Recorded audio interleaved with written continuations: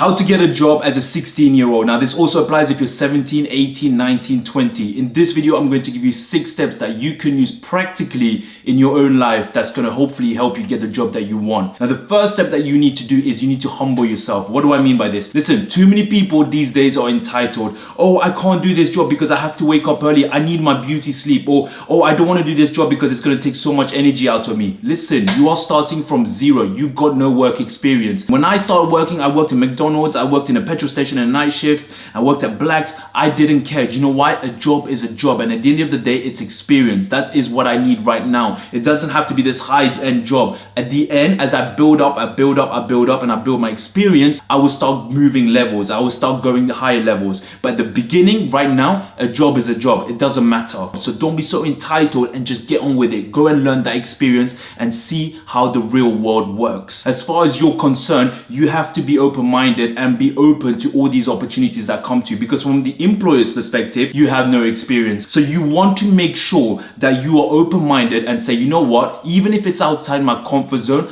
I'm going to do this because this is experience, and experience is very important to me. One thing you got to realize as well, and this is where the mindset comes in, right, is this. You are not going to be in this job for a very long time. This is only for a short period of time. And in that short period of time, there's a lot of experiences that you can learn. For example, you can learn how to talk to customers. You can learn how to deal with people that are not happy, customers that are going to complain. This is all real life experience. Do you want to be the person who's saying, oh, I can't do this job because for 101 reason, and they're just entitled? Or do you want to be the person that says, you know what, I don't like this, but I'm going to do it nonetheless because I know this is not my destination. This is just part of my journey. Which one do you want to be, and which one do you think is going to get far in life? That person, of course. So that mindset of you thinking that, oh, you know what, I don't want to do this because of this and this, you got to cut it out, because if you are like this right now, I guarantee you, as you grow older, that same mindset is going to be there, and it's not going to get you anywhere. The second step is you want to prepare your CV or resume. So if you have not done this already, you can just go into Google and you can get free CV templates, and this is literally just your qualifications, experiences, anything that you've had. It will tell you what to write, and this is what you're going to be giving to your employers. This is very, very important, because this piece of paper that you have or this information is literally about you. So you want to make sure that it is eye-catching and it gets straight to the point. The third step when you're trying to find a job, and this is one that is very overlooked, is ask your family and friends. Your family and friends might have connections. They might know people that are already working, and if you just ask them, listen, mom, dad, I want a job, I want a part-time job. Do you know any of your friends that might have an opportunity for me? You need to spread yourself out and let others know that you are looking for a job. They will go and put that word around. That is very important. So use your friends and family to your advantage. The more people know you want to get a job, the quicker the rate of success of you getting a job. So spread your word, spread your name, tell people, tell friends. That will help you as well. The fourth step is volunteering. Now you might be thinking, hold up, what the heck? Volunteering? I'm not going to get any money from this. What's the point of this? This is a waste of time. Hear me out. This is where the mindset comes in. You might think that volunteering is not going to get you anywhere, but this is where you think about strategically, right? 5 steps ahead. Say for example, you've applied for all these jobs and you didn't get in, but there's one employer that says, listen, we're not hiring, but you can come as a volunteer. There is a lot of advantages in volunteering, and I'm going to explain to you.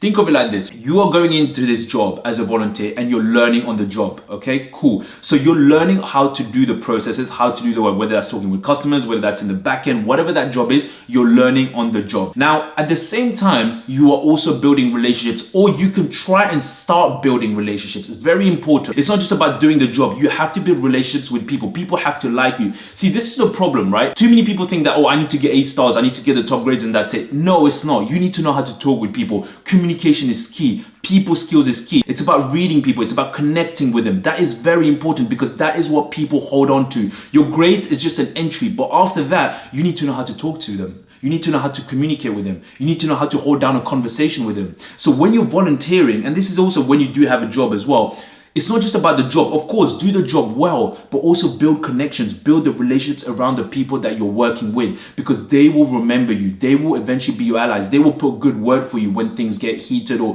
when you want to get a job that's permanent. They will put that good word around. So when you're volunteering, not only are you doing the job, but you're also building relationships. So what that means is when they are ready to hire, or when they want you to become permanent, you're going to be the best candidate. Do you know why?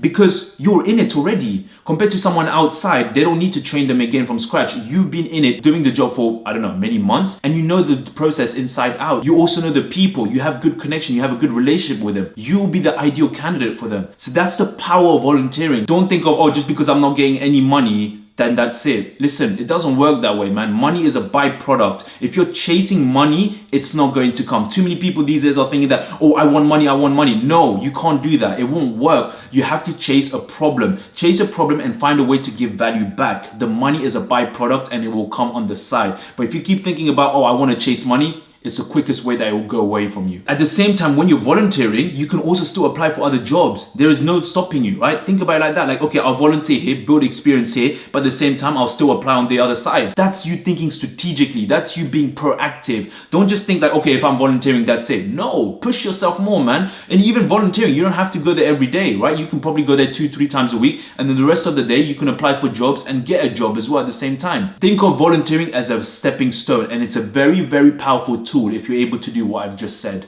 you will reap the dividends. I guarantee you that. The fifth step when you're applying for a job is go to them directly. I know these days everything is online, but there's nothing like you going directly and telling them that you're looking for a job and asking if there is an opportunity. Do you know why? It says a lot about you as an individual. It shows you're confident. It shows that you want to talk with people. It shows that you're ready to tackle the world. Most applications these days are done online. So they're going to see so many applications. They're not going to see a face behind the application. It's just a name and it's just your CV, okay? Which means that they're just going to be going bang, bang, bang, bang, whizzing through until they find something that they're looking for. Fine. But when you go to them directly, there is a face. They see you as a person, as the individual. You're telling them you are confident. You're telling them that you are okay to just go to them directly and ask. You're not afraid. Do you know that shows confidence to them? That is where you can bring the impression. That is where you can create an impression that they will remember you. These are soft skills, by the way, that they look for. So when you go there and let them know, hey, look, I'm looking for a job. Do you have any job opportunities? I'm open to doing anything. Here's my CV. That shows a lot of confidence. But there's one thing that you should also do that I'm going to share this. That's going to be probably like a game changer.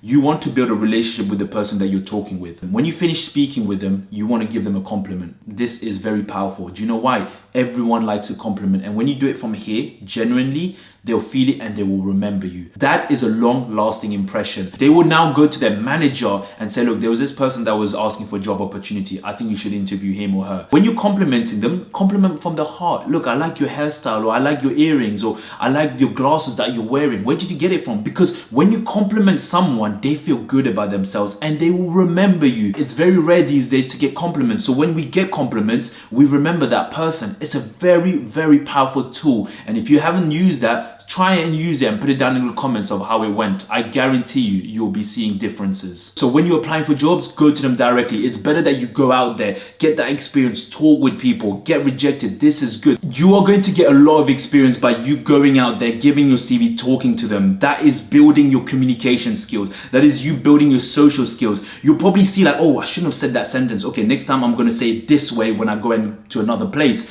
That is how you learn experience. You ain't gonna learn any experience or social skills by being behind a computer and just sending your CV away. What are you learning from that? Nothing. Go out there, talk with them, interact with them, and just give them compliments and see how you build that kind of people skill. It will get you a long way. Don't worry about getting rejected. Rejection is good, which is what leads me to the last step. Get used to being rejected. You are going to get rejected left and right. That is a guarantee. So don't be expecting the first job that you go and apply is gonna be all rosy and everything is gonna be good and you're going to get accepted. It doesn't work that way. But through rejection, you will learn what went wrong and how I can change that so I don't make that same mistake for the next one. I've told you this many times. I got rejected by over 40 schools, right? Rejections after rejections. But then I said, okay, this thing did not work. So I had to change my path or change my method to be able to do what I needed to do. So when you get rejected, that is the only way you're going to learn from it. And that is where success comes from. Too many people these days are saying like, oh, he's successful, she's successful. But how do you think they got successful? They didn't just get successful like that. They were successful because they had so many failures which they did not share with you. So if you look at all the failures is what led to the success. The rejection is what led to the success.